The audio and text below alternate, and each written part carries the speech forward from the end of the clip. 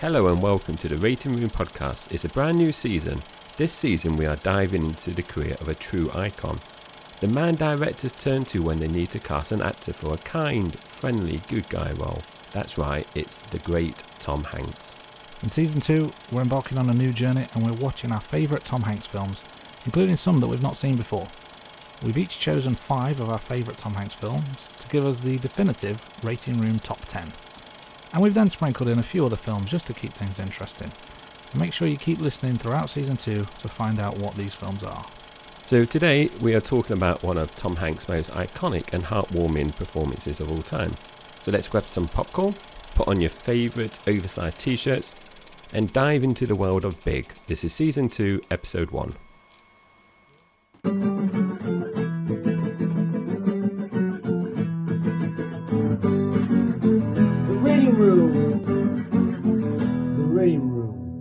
Big follows a 12-year-old boy called Josh, who makes a wish on a carnival fortune-telling machine to be big. He wakes up the next morning in the body of a 30-year-old man. We then follow Josh as he tries to find a job, a place to live, watch as he falls in love and tries to navigate his way through the adult world. So Jay, that is the summary of Big. The first two-part question I have for you is, have you seen this film before, and what do you remember from it? I have seen this one before, Andy, and I've not seen this film for probably about 15 years. But as a kid, I remember watching it quite a lot. It's one of those films, I think, when, you know, in the old days when I was younger, you used to have 4-channel TV channels. We never had Sky or anything like that.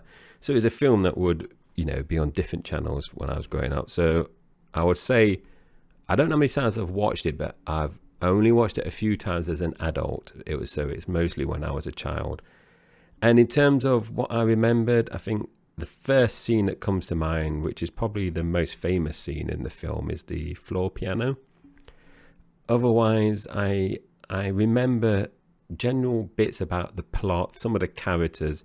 I remember that he kind of falls in love and there's some awkwardness around that, you know, because he's obviously a child and he's falling in love with Susan, who's a 30-plus adult.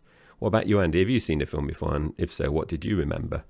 Yeah, I've seen this a few times, but it has been a while. Probably 10, 15 years since I last watched it. Maybe even longer than that. But not really much to add in terms of what I remember different to what you've said. I remember the basic premise of the story. You know, like you mentioned, him becoming an adult and falling in love and all that kind of stuff. But there's 2 things that come to mind for me when I think of the film. One is the fortune-telling machine, the Zoltar, and the other one is that floor piano scene, which I think is safe to say is an iconic cinema scene from any film. It is iconic, and I'm trying to think, Andy, has that been imitated before? I'm sure I've seen a floor piano in a film or a reference. I just can't think of any films. It must have been replicated in other films. Replicated, spoofed, parodied, something. It must have been. I wonder if any listeners out there will be able to fill in those blanks for us. Indeed. So moving on, we're going to talk about, very briefly, we're just going to list the cast. So obviously we're talking about Tom Hanks, and he plays the older version of Josh, and his love interest is Elizabeth Perkins as Susan. Macmillan is played by Robert Loggia.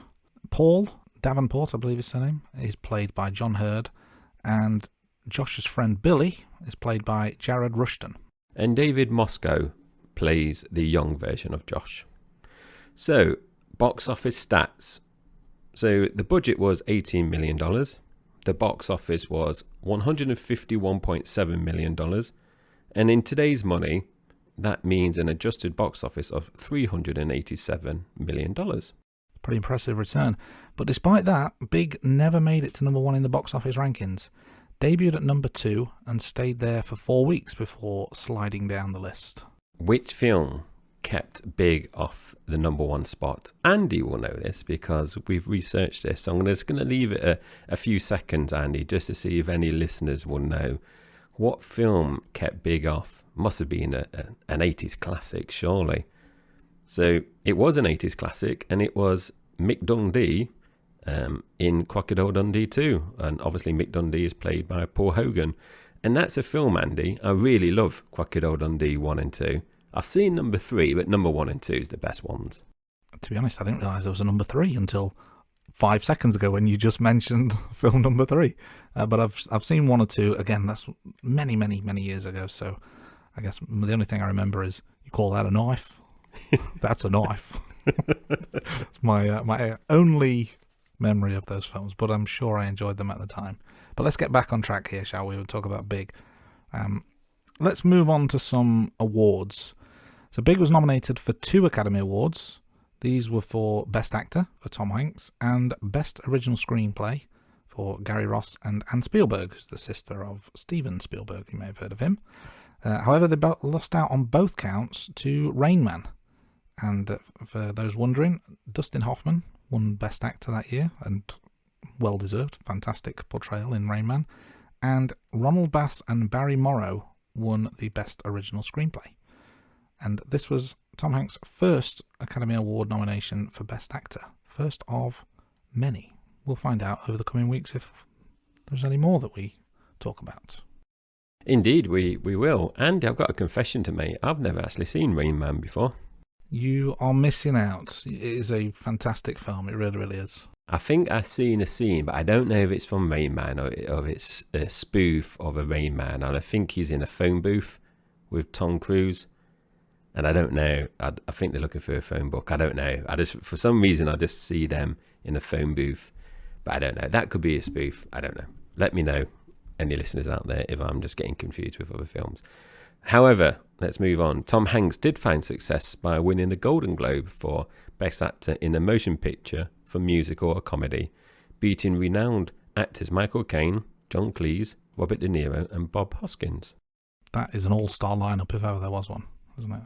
If you want a celebrity five-a-side football team, that's going to cost you some big money with those 5. Let's continue our journey into Big in a little bit more detail. So this was released in 1988, directed by Penny Marshall, and the soundtrack was composed by Howard Shore. So, Andy, I put this down under facts and research, but I think I've just realised this probably should have gone in the next section, but I'm going to say it here anyway. So just a little point. 3 of us started to watch Big, and that was the wife and my 11-year-old daughter. Now, my daughter wanted to know what is the film about, so I said, well, it's about a boy who turns into a man. And then, like she said, quick as a flash, she was like, yeah, but that happens to all boys. And then I had to explain, yeah, but not overnight, try to explain it like that. Oh, children, they're so frustrating sometimes. Anyway, my daughter lasted 20 minutes before she got bored. So that is the peak of interest of my daughter. Lasted 20 minutes, she was bored and went off to watch YouTube. And if you recall from season 1, my son watched 1 Bond film out of the 25. So I'm not doing very good there, Andy. Well, you've got the whole family involved. Let's get back to the film before we talk any more family members.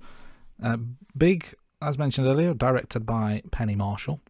Marshall was actually the first female to direct a film that grossed over $100 million, which is quite the achievement. She directed a number of successful films during the 80s and 90s, including Jumping Jack Flash, Awakenings, and A League of Their Own. But interestingly, she hasn't directed a film since 2001. She did some acting work in films and TV. However, she stated in an interview that she stopped directing because she doesn't do horror, vampires, car crashes, and people in big metal suits. And that's what sells overseas. Yeah, and there's some good films there, so I think people are missing out. Now, Barry Sonnenfeld was a cinematographer on Big, and I noticed his name in the pre-credits, and I thought, I recognise his name, Andy, I recognise his name, and I'm thinking, like, why?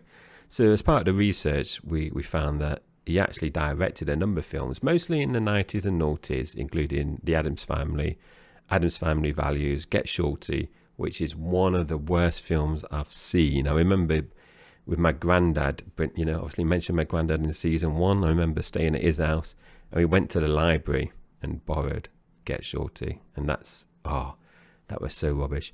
But also he directed Men in Black 1, 2 and 3, and the critically acclaimed, the critically panned Will Smith classic The Wild Wild West, which was also the winner of the Golden Raspberry Awards for Worst Picture and Worst Director. Wild Wild West. Not a good film. I've not seen Get Shorty, but based on your recommendation, I won't watch it if it's that bad. I think they made a number two as well. I would have to research it. I'm sure they made a number two. Get Shortier? Get even more short? Yeah, I don't know. We'll not be covering that on the rating room anytime soon, though, by the sounds of it. But we are covering Big, but this could have been a very different film than the one we saw. Steven Spielberg was actually interested in directing Big with Harrison Ford playing the part of Josh. That would have been a very different film, wouldn't it? It would be very, very different, Andy.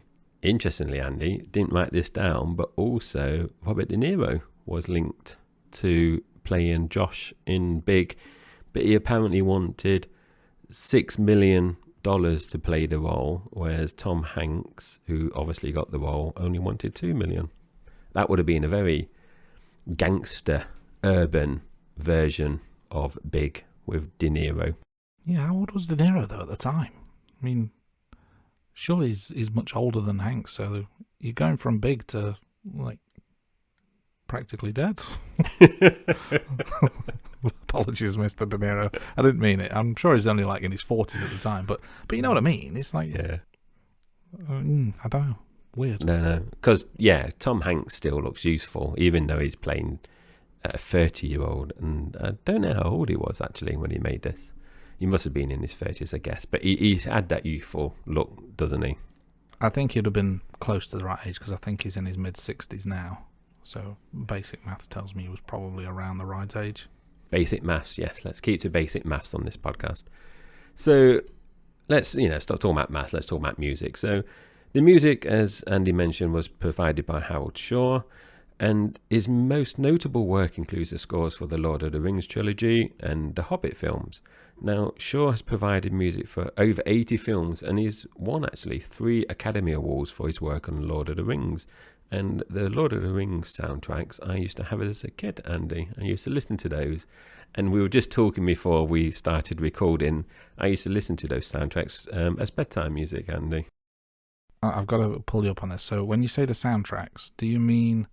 You don't mean the Peter Jackson films, because you weren't a kid when they came out. Do you mean like an original, old Lord of the Rings soundtrack? Because you'd have been, about 37 at the time Lord of the Rings came out. I would have been, I was not like a teenager. I was a young man, yes, because I remember working at the cinema when The Return of the King, I think, came out. So I was I think I was 21, 20. So I was a young man, Andy, when I was a kid. Lord of the Rings came out in 01, 02 and 03. I remember the years very vividly. And I was a teenager in those years. And we know there's a generation between us, at least. I'm just fact checking you. I don't want you telling lies on the podcast. No, fact check this facade that you're younger than you are. I do look youthful. I always get told I look younger. So, but yes, Andy, I did used to listen to them when I was a young man. Then, not a whippet, snapper, whatever you call it. Not a child who's time travelled into the future and into the body of a 30-year-old man. Let's get back on track, otherwise we're going to be here all night. Elizabeth Perkins, as mentioned earlier, plays Josh's love interest, Susan. She featured in a number of films during the late 80s and onwards, including Miracle on 34th Street, The Flintstones, and she appeared in 63 episodes of the TV show Weeds. And when I watched Big 2 or 3 nights ago now it was, in preparation for this podcast, my first thought when I saw her on screen was, how much does she look like Millie Bobby Brown? Like, it's eerily... They've got the same face. It's just so freaky. So, Andy, I must admit, when I saw your notes, I thought, I never realised this watching the film. And then I started Googling images of both of them side by side. And I think it's really noticeable when she is wearing the black dress, the night do, and she has her hair up, just because in Stranger Things, Elle tends to have either a skinner head or really short hair. So I think, because Elizabeth Perkins has her hair up, I think that's when I kind of thought, oh yeah, Andy, onto Finn there. And then I was Googling it, and quite a lot of people share your opinion on this as well, Andy. And some people have stated that Elizabeth Perkins should play her mother in a film or TV program. Yeah, they could remake Big with Millie Bobby Brown as the young child. Yeah, it came straight away. It was the first thing I thought, and it was kind of like, holy, I'll put a beep in there. But anyway, let's talk about some other cast members. So Robert Loggia is in the film as Macmillan. He's had an extensive film career, featured in many, many films, including the Pink Panther films, Scarface, An Officer and a Gentleman, and Independence Day. Some classics there. And John Hurd is probably best known for playing Macaulay Culkin's dad in the Home Alone films. Hurd has featured in lots of different films and TV shows during his career, including The Pelican Brief, the classic White Chicks, and Beaches. And Andy, when Elizabeth Perkins' character came on, my wife thought that was the mother from Home Alone, and I had to correct her. And you remember, listeners, people that listen to season 1, I've mentioned a few times that my wife has this thing that she claims to have as face blindness. So yeah, she thought that Elizabeth Perkins was Macaulay Culkin's mom.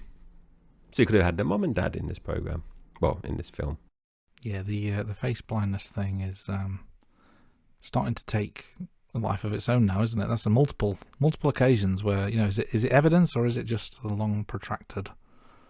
I don't think she's fake story. Well, I don't think she's got an official diagnosis, but every time she gets someone mixed up, she uses that as an excuse. So anyway, it's Jared Rushton, who plays Josh's best friend Billy, also featured in another 80s classic, Honey, I Shrunk the Kids, which is a film I watched a lot as a kid. Yep, another one of those classics that was always on the TV back in the day. But that's quite the supporting cast that Hanks has got here, isn't it? Shall we get into the film in a little bit more detail again? So we'll not go scene by scene, but we'll go through some of the highlights that we picked out along the way. So the film opens with Josh, the young Josh. He's playing a computer game. It's like a graphic text adventure game. Interestingly, this game was completely made up. It was created for the film, never existed in real life. And for those interested, it's called The Cavern of the Evil Wizard. Now, the very first note that I wrote in my notebook, Josh is a very, very slow typer. That's to be said. He even has to say it out loud when he's typing as well, but he's a very slow typer. I just hope that when he gets older, he doesn't get a job in data entry or something like that, because he wouldn't be suited to it at all. One of my first jobs was data entry, Andy. I was typing in paper copy, the information on paper copies from fishing licenses into the computer. And I was tapping away a lot faster than Josh, to be honest. We'll not talk about previous jobs on this podcast for various reasons. Yes, moving on swiftly. So later we see Josh push his way through the queue to get close to the girl he fancies. But unfortunately for Josh, the girl is with an older boy, and she mentions that he can drive. And to make matters worse, Josh is too small for the carnival ride. Yeah, this is a good opening scene. I made a couple of notes here. One is that there's bad fashion everywhere. He's really awkward around the girls. His parents are embarrassing. It's just a typical childhood, isn't it? That's just what 12-year-old boys go through. And my other note, to your point earlier, the older boy that she's with drives a car. This girl's a foot taller than he is, and he thinks he has a chance with her. Really? Yeah, good luck with that kid. Because, does it ever mention how old she is? Because I don't think it does. When he sees... I don't think it does, no. Yeah, because he sees her with Billy on the street outside the shop. But I don't think it's ever mentioned that they're like in the same class or anything. Because if they were, and she was 12, then it's obviously very worrying that her boyfriend drives a car. So you got to make the assumption she's older than Josh. Yeah, but then why would she pay him any attention at all? Because she seemed to know who he was. Indeed, yeah.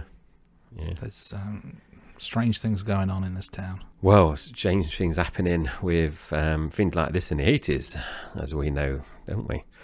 So, moving on, this prompts Josh to make a wish at the Zoltar fortune teller machine that Andy recalled earlier.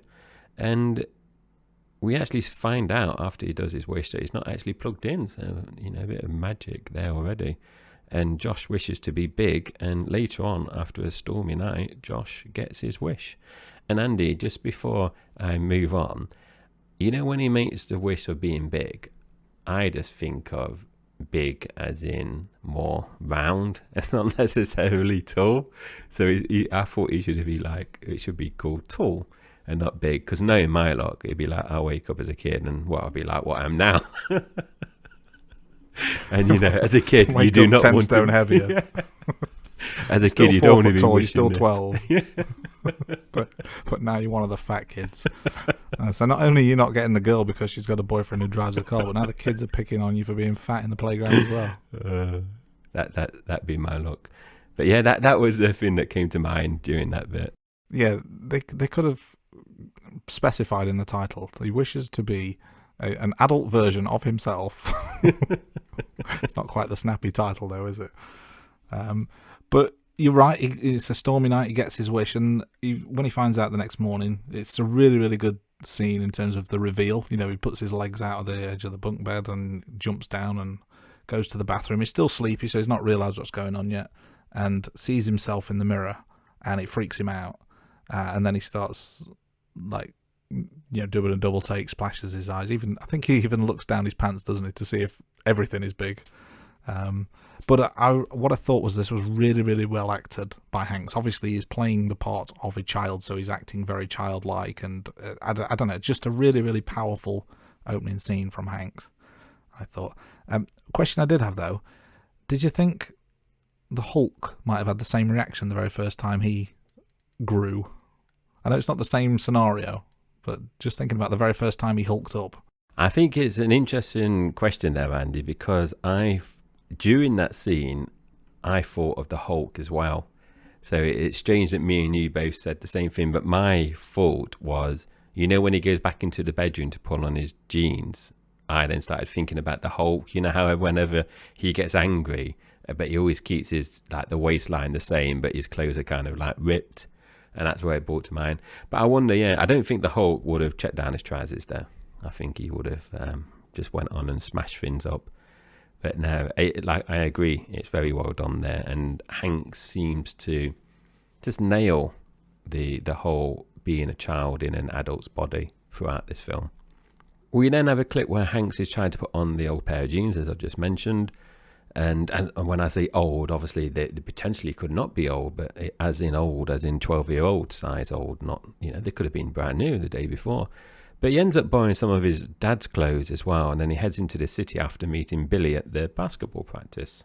Yeah, so he goes to this pretty dodgy hotel, it has to be said, because obviously his mum doesn't recognise him. He can't live in the house because she's thinking there's a strange guy in the house. So he's on his own now. He's got whatever money that Billy could muster together for him. He's at this dodgy hotel, and there's gunfire outside. TV's heavily chained to the wall, and then Billy obviously has to go home, so he leaves Josh alone for the night. But then he's got to travel back on his own as well from the city quite late at night. I think he mentioned that he's got a 10 p.m. curfew or something, which is quite late for a 12-year-old, isn't it? Especially in the city, and he's got to get back to the suburbs. That was Josh is obviously an adult, and Billy's took Josh there. So Josh is, I think you've commented later on where he said he's 3 months older. So those 3 months are massive that he's gone to the city with his friend, made sure he's safe, and now he's going to commute back home all on his own. And we see that Josh is upset in his new surroundings here as well. Yeah, it's all a bit much for him, isn't it? He's a scared, lonely boy trapped in an adult's body. And again, I thought this was really, really well acted by Hanks. This is a different scene from what we saw earlier in terms of the emotion that it's portraying. So he's really showing his range already, Hanks is. He's well worth that money they've spent on him. Yeah, definitely worth the $2 million. Now, later on, we find out it's going to take roughly 6 weeks, if not more, for them to receive the information about the carnival locations. And little note here, Andy, I've made, there's obviously no Google then, or other search engines, obviously, are available. And this is where I noticed my wife was falling asleep for the first time. So I don't know what it's like, Andy, with your wife or people, listeners out there with their partners.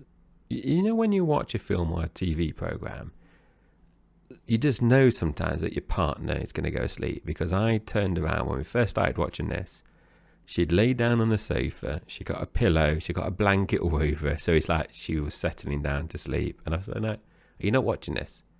She said, yeah, I'm going to watch it. Yeah, I'm going to watch it. And then this is when I turned around and she was dropping off. So I don't know what minute this would be in a film, but it's early doors, isn't it? Yeah, we're barely getting started, and I completely know what you're talking about.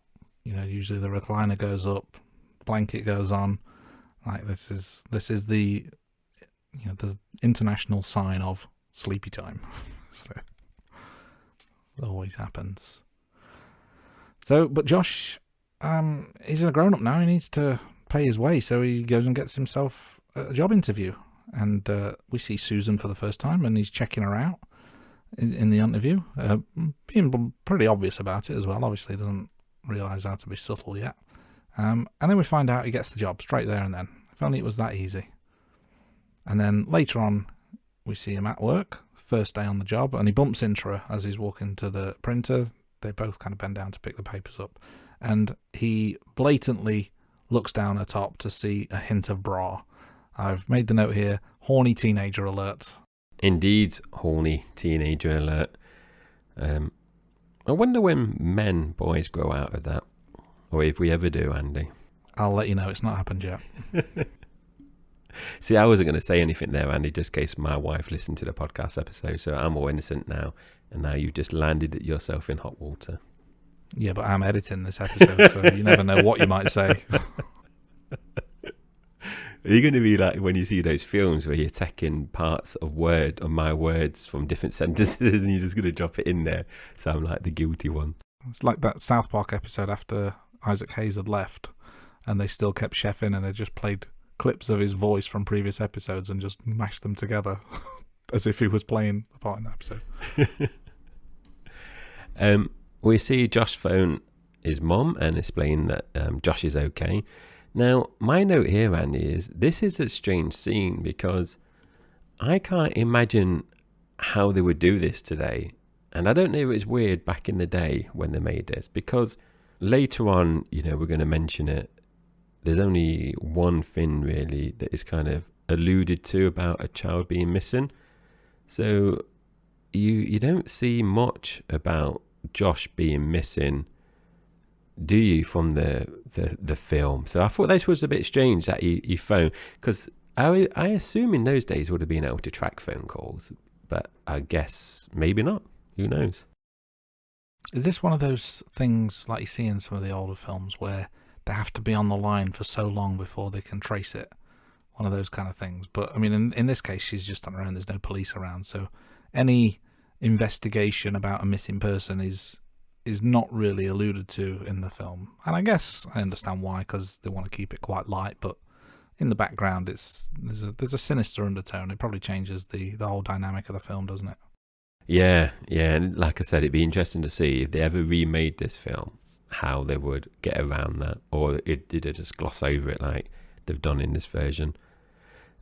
Anyway, so we see Tom Hanks. He's just got accustomed to adult life now. It's easy being an adult, isn't it? He does seem to be taking it all in his stride. I think there's a scene where he gets his first paycheck for $187 for the week, which, interestingly, I will work this out. I didn't write it in the notes, but that'd be $479 in today's money. So that's not bad for a week's work. But he's wandering around the toy store. I think this must be the weekend. And he bumps into his boss while he's wandering around, and they have a bit of a wander around together, and he's got loads of opinions to share on the toys and what's wrong with them and why he doesn't like anything in there. And his boss says something along the lines of, these are the kind of things you don't see in a marketing report, or something along those lines. And Josh's response is, "What's a marketing report?" And Macmillan just goes, "Exactly." That is a good interaction, Andy, and I think it's good that you picked that out. I think try that in one of your conversations at work, Andy, when your boss says something and just turn around and just say something similar and see if you get, exactly, and the promotion as well. Yeah, all laughed out of the room. This is what will likely happen. People just look at you silly when you ask what an acronym is. When someone just drops an acronym that you've not heard of, or an acronym that could be like 3 or 4 different things. I like to sometimes give people the thing like, this needs a TLA. And people are like, what's a TLA? Oh, it's a 3-letter acronym.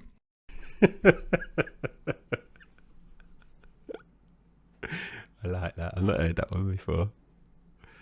And moving on, so this is the scene, like Andy said, it's iconic, and it's one of the scenes that I remembered. It's the famous big scene in terms of the floor piano. I don't know if that's the correct name. It's what I've named it, the floor piano. Now, this little scene and the interaction with Macmillan about marketing report, etc., helps Hanks get a promotion to vice president. And he's got to play with lots of different toys and test toys. So this definitely seems a dream job for Hanks and any child that turns into an adult overnight. Oh yeah, getting paid massive amounts of money to just sit around and play with toys. That is a dream for anyone. It's so high up the company, he's even got his own assistant now, Miss Patterson. And I noted that she seems really miserable. Like, she doesn't like being an assistant, you can tell. But it's probably not helped by the fact that Josh is being a bit of a douchebag, isn't he? Like, asking her for drinks or whatever, and then what did he ask for? Like a copy of the Super Bowl with the adverts taken out, or something ridiculous. Like, what a dick. Yeah, it's Super Bowl or Stanley Cup or something, wasn't it? And it's just silly. And this is the scene now coming up where I kind of alluded to earlier. So it's a short scene between Susan and Paul, isn't it, where you see the milk carton and it's the photo of young Josh. So in America, I don't know if you do it in the UK. In America, I believe you have, the milk cartons with the missing person photo. So I don't know if I've ever seen it over here, Andy. I can't say I've paid that much attention to the milk, but I'm going to assume not. But it certainly does seem to be quite a well-known thing in the US. Just seems very strange that the first place you'd look would be a milk carton to see who's missing today. Yeah. Not a newspaper or the internet or something, but yeah, very, very odd. Following on from there, we see a scene in a business meeting. Paul's there. He's presenting this new toy idea. And Hank starts talking about this robot bug, and everyone is lapping it up, and you can tell Paul's really annoyed because he's just basically taken over the meeting.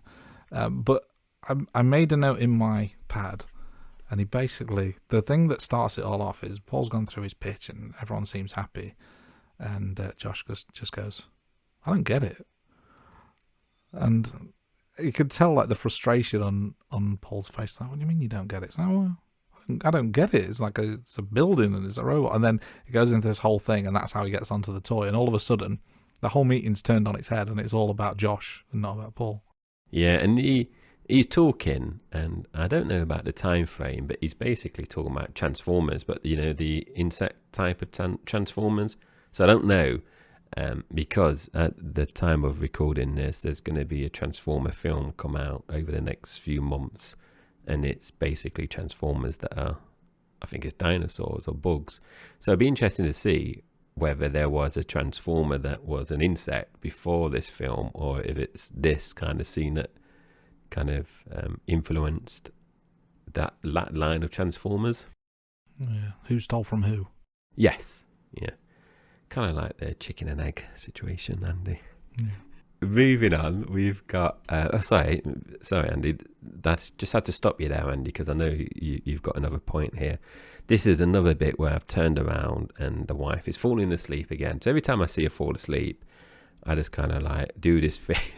It winds her up because she could be laid there or sat there, and what I do is I try to slowly move my body to look in her eyes to see if she's awake. And if she is awake, she just like snaps at me going like, I'm awake, I'm watching it. But because she wears glasses, you can't tell her eyes are open. So I'm kind of doing this kind of like creepy look at her.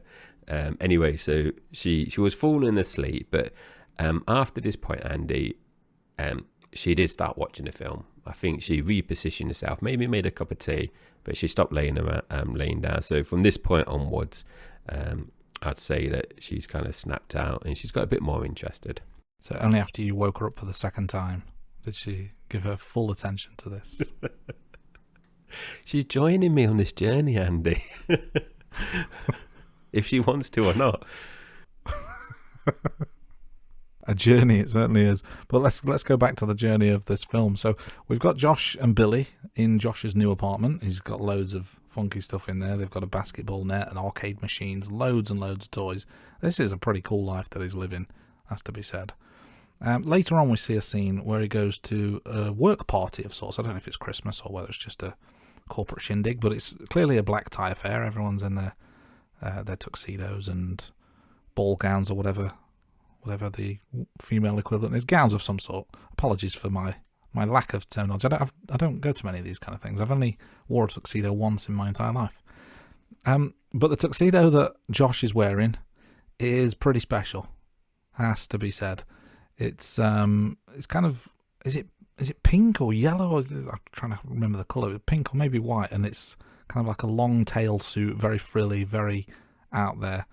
And the way he appears, and without a care in the world, he doesn't realise what he's done wrong here. But the boss doesn't seem to mind, does he? No, and it's white, isn't it? But it has lots of detail on, which I can't remember if it was like gold or a different kind of. Yeah, that sounds right. I had pink in my head for some reason. I may be thinking of Dumb and Dumber. But you're right. He's definitely rocking something unconventional there, and you can't blame him. You don't want to be a sheep, do you?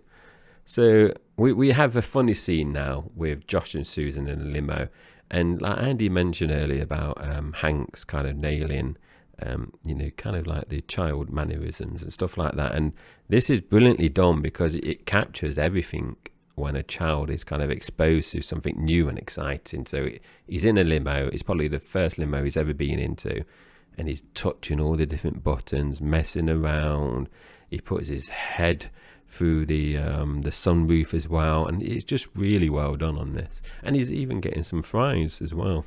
Yeah, it's a really good scene, and then it leads to them going back up to his flat because Susan mentioned that she wants to see where he stays.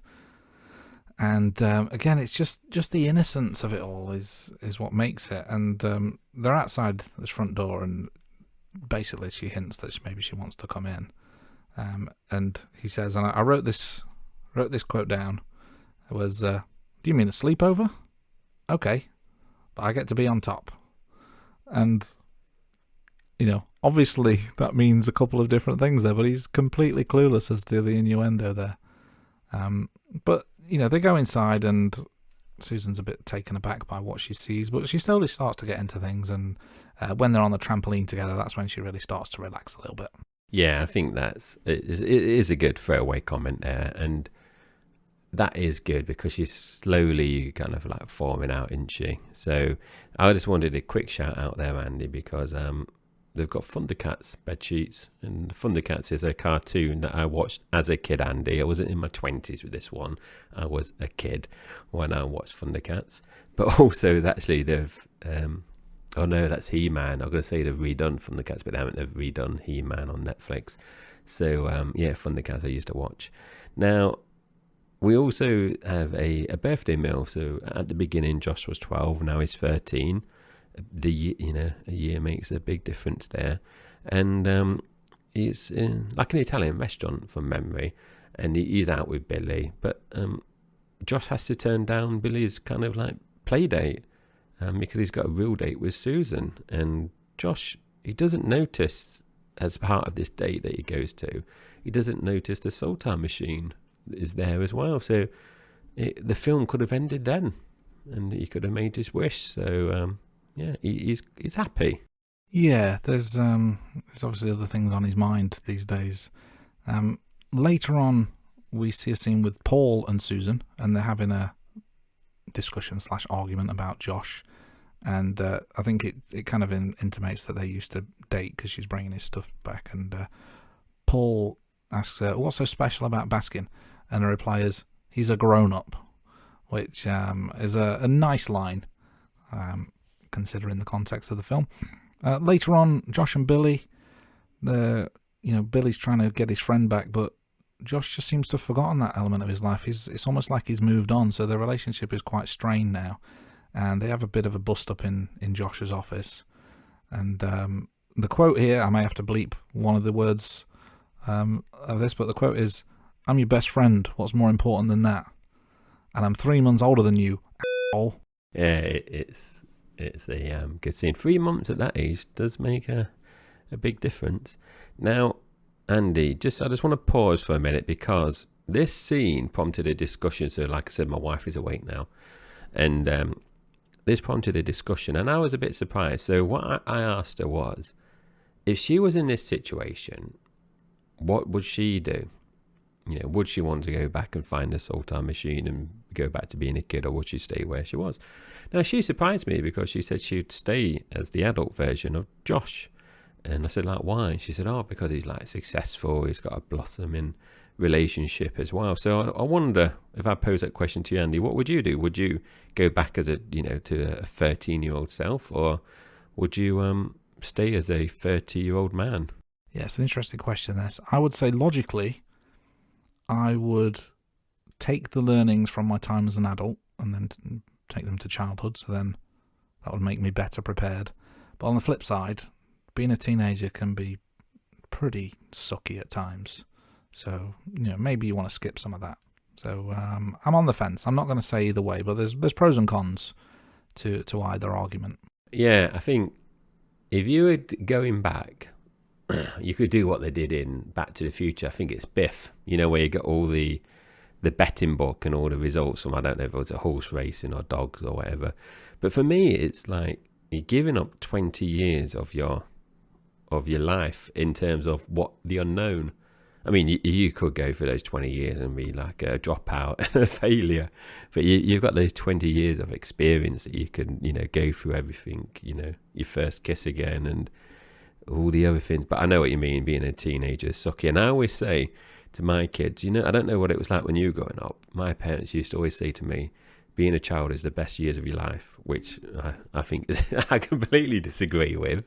I think now, as our age, Andy, I think it's a good time because you can do what you want, you can eat what you want, and you're not being dictated to. So when my kids are saying, school's rubbish and stuff like that, I don't say that, this is the best years of your life. I say, you got to do your work now, and then you can have all those better years where you can have as many takeaways as you want in a week. You can go to bed, you can binge, Netflix or Amazon or whatever.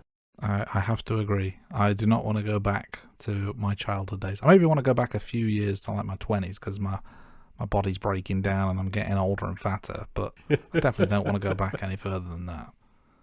Let's start to wrap things up on this section because we're approaching the end of the film now. We see an emotional scene between Josh and Susan at the pier, because at this point he's told her that he's a kid and she thinks he's crazy, and he's starting to miss his old life. So he goes back to the pier, finds the machine, the Zoltar machine, and makes his wish that he wants to go back to how things were. And there's a funny interaction between the two when she asks how old he really is, and he says, "I'm 13," and she just kind of rolls her eyes and goes, "Well, that explains it." Indeed. Yes. If this was a more serious film, I think she'd probably be mortified, because it's a bit light-hearted. I think that kind of sums it up. Our discussion here would not be about the funny interaction. It would be, Susan is definitely a paedophile.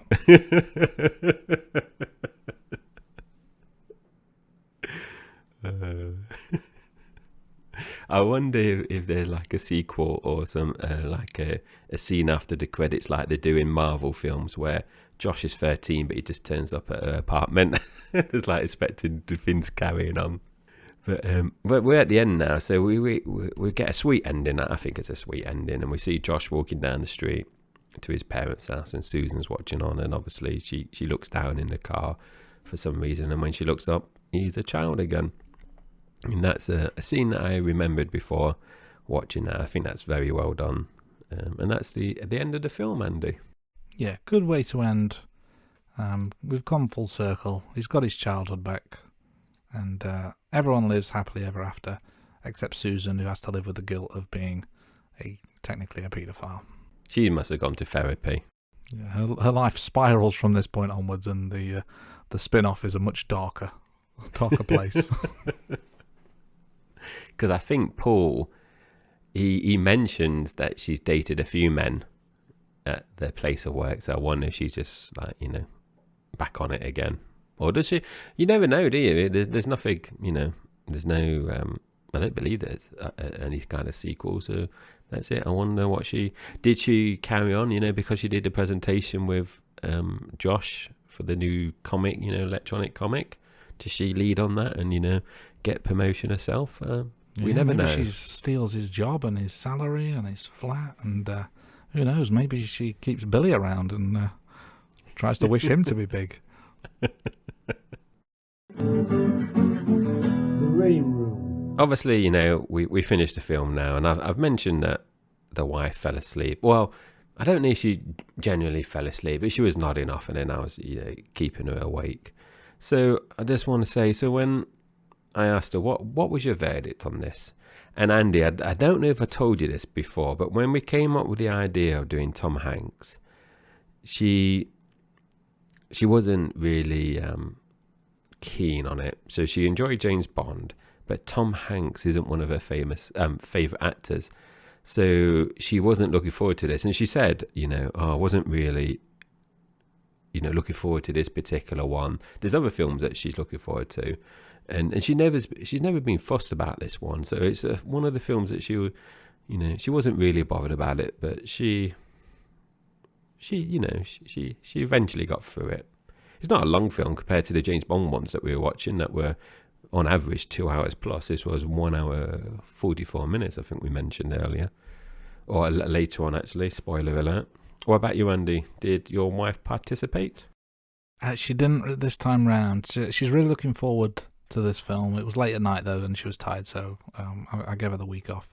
But she is a very, really big fan of Hanks, so she's looking forward to watching some of the Hanks films with me in future weeks, and she's a fan of this film as well. But timing was not quite right for a rewatch for her. Shall we move on to our next section of the program? And it's the all-important ratings. We are the rating room after all, so we can't have the rating room podcast without our ratings. Jay, we're doing this like we did last time. We're doing a rating out of 10. So what was your rating out of 10 for Big? My rating is a very strong 8 out of 10. So I've gone straight out the kind of like the trap straight away, high 8. So I was really happy that we picked this one, Andy, as our opener. What about you, Andy? It's a strong film. It's a good opening. I've gone for 7 out of 10. Could have been an 8, but still a very, very solid effort. Very, very enjoyable film. Good start to season 1. Nope, a good start to season 2 even. So one of the things that we did in our end of season special, we talked about IMDb and Rotten Tomatoes. So what we're going to do each week in season 2, we're going to bring through the ratings for each of those websites. So I'm going to kick us off. So the IMDb, the score was 7.3 out of 10. So consistent with your scoring, Andy, there. Yeah, not too far away from either of us. But Rotten Tomatoes, 98%. Certified fresh. That's quite the rating. That is, yeah. You can't get much better than that. 2%, really. But moving on, we've got a new segment. And I was thinking of a little jingle we could do there. I was going to do a little song, Andy, but then I can't sing or write music. So that kind of put that idea to bed. Anyway, so this is a new segment called Which Tom? So in this segment, we're going to pretend to be on the casting couch or in the casting couch, and I have to be careful because Google that and you're going to come out with loads of different things. So we're going to be in the casting couch, we're going to be directors, so we're going to recast Tom Hanks' role with another famous Tom. So during season 2 we'll have the chance to cast either Tom Holland, Tom Hiddleston, Tom Cruise, or Tom Hardy. So there are 4 Toms that make up the casting couch to replace Tom Hanks in Big. So who are we picking this week and why? Jay, who are you picking out of those four? So I've played safe with this one, Andy. So I've gone for the one I thought was closest to Tom Hanks, just because, Tom Hanks helped contribute to an 8 out of 10 for me. Rotten Tomatoes 98%. So I didn't want to kind of rock the cart too much. So I've gone for Tom Holland, because when you think, he's obviously the current Peter Parker in the MCU. He's very youthful. I don't know how old he is in real life, but he can obviously pass as a teenager in the Spider-Man films.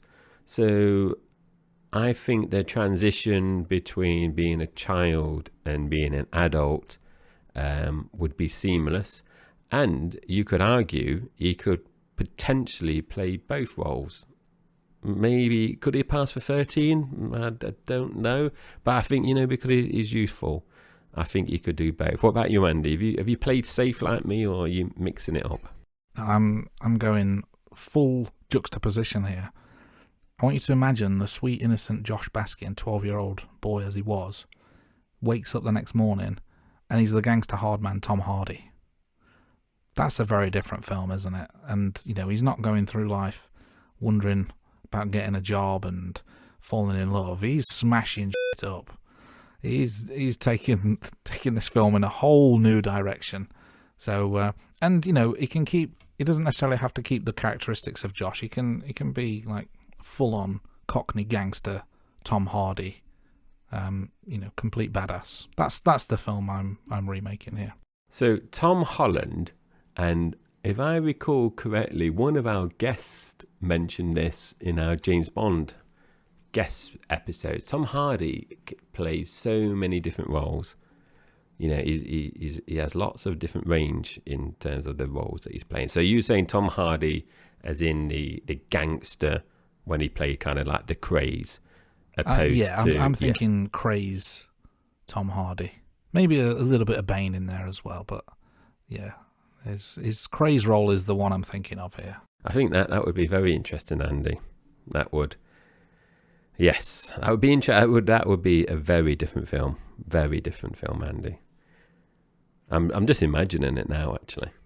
They'd have to call it Big, you slag. I can't imagine him working at a toy shop, though. It would be, like you said, a gangster. He'd be dealing on a street corner or something. He'd be smashing people's heads into that floor piano if they didn't pay up. Let's move on. So we've got another new segment, actually. So this one is called the 6 Degrees of James Bond. So in this segment, we're going to explore the concept, and we've mentioned this before in season 1, that we are all connected to one another by only 6 degrees of separation. Yeah, so in season 1 of The Rating Room, we rewatched and discussed all the official James Bond films. So therefore, in season 2, we're going to explore how Tom Hanks is linked to the different actors in the James Bond films. So let's see if we can do this with... let's start with Sean Connery, Sir Sean Connery, the quintessential Bond himself. So, step 1, Sean Connery starred in First Night with Angus Wright. Step 2, Angus Wright starred in Pinocchio with Tom Hanks. So this week, that means the 6 degrees of James Bond is completed in 2 degrees. Now, I'm wondering, because Tom Hanks has been in so many different films, I'm kind of intrigued to see whether we're going to get many above 2 degrees, because he has such a large portfolio of films that he's been in. You can imagine he has lots of kind of relationships with different actors, so I'm kind of intrigued to see how that works. Yeah, we might have to think outside the box here to try and force it to be closer to 6 steps in future episodes, but we started well. 2 steps, 2 degrees. So let's see if that trend continues next week. But let's go on to the final segment of The Rating Room, and it's one that we're bringing back from season 1, but we're calling it the Rank Bank. So we're going to run through various rankings and ratings. Now, we're only on week 1 of season 2, so this will be short this week, but it will build up over time like we did for Bond. But let's start things off with runtimes. Jay, why don't you give us the info? Yeah, so obviously I let slip earlier on in terms of the runtime. So Big goes in at number 1 with 1 hour and 44 minutes. You also mentioned the box office earlier, so just to recap, obviously this comes in at number 1 whilst we're in episode 1. The budget, $18 million, with a worldwide box office of $151.7 million, and adjusted in today's money, that would be $387 million. So let's see if that can be toppled in future weeks. The next one is we're going to be ranking the different characters that Tom Hanks plays throughout season 2. So obviously, week 1, he played Josh Baskin, so he's number 1 in our list. We're also going to be ranking supporting actors. Now, obviously, there's a whole cast to go through, so we're not going to go through each. What we're going to do instead is we're going to pick one from each film, and in this case, it's going to be the next person on the billing. So this would be Elizabeth Perkins, who played the role of Susan. So she is the benchmark for supporting actors going forward. And finishing off on the rank bank is the film scores, the all-important film scores. So I'm going to go first, Andy, and we've obviously mentioned it earlier. Big is number 1 with 8. How about you? Can you just remind our listeners what you gave it out of 10? Yeah, so I gave Big 7 out of 10, and just a reminder, we will not be having joint positions again. We may have the same score, but we're not going to have tied positions. So we're going to stick true to what we do here on the rating room, and that's give everyone their own unique position in the charts. And I think that kind of brings us to the end of episode 1. So we said we were starting out big, and that's exactly what we've done. Thank you, everyone, for listening to episode 1 of season 2. We love hearing from our listeners and encourage you to email us with any feedback, questions or suggestions you may have. Your input helps us to create better content and make this show more engaging for everyone. Yeah, so don't hesitate. Reach out to us at theratingroom@gmail.com, and we do our best to respond to every email that we receive. And also you can contact us via our website, and you can find our show notes on all our episodes on our website as well, which is www.theratingroom.com.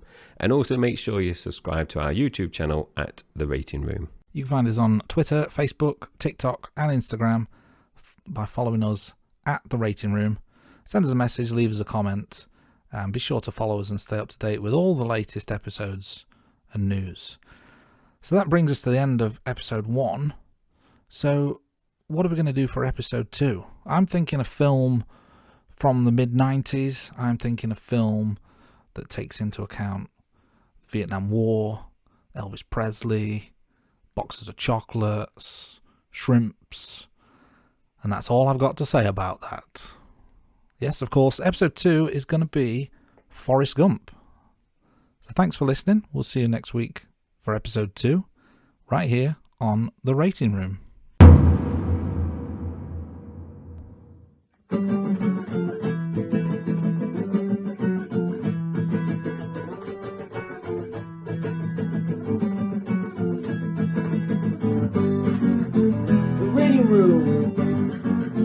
The Rating Room.